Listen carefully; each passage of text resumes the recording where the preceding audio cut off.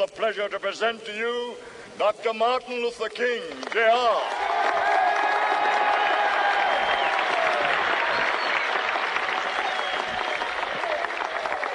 I am happy to join with you today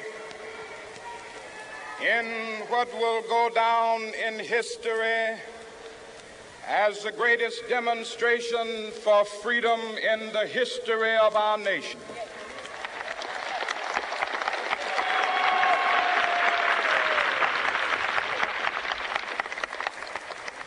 Five score years ago,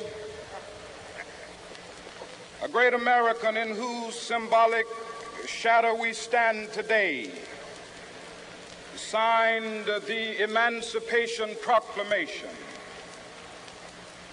This momentous decree came as a great beacon light of hope to millions of Negro slaves who had been seared in the flames of withering injustice.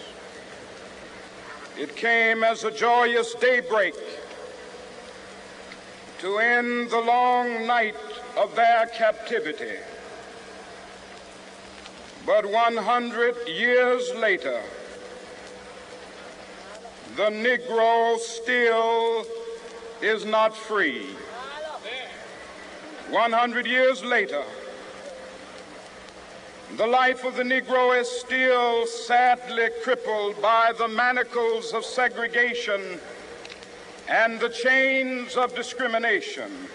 100 years later, the Negro lives on a lonely island of poverty in the midst of a vast ocean of material prosperity.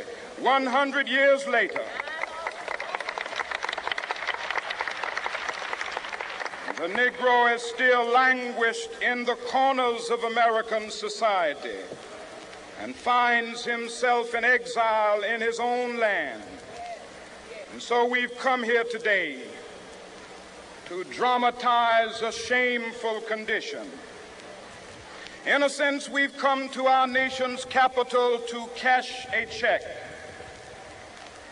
When the architects of our republic wrote the magnificent words of the Constitution and the Declaration of Independence, they were signing a promissory note to which every American was to fall heir.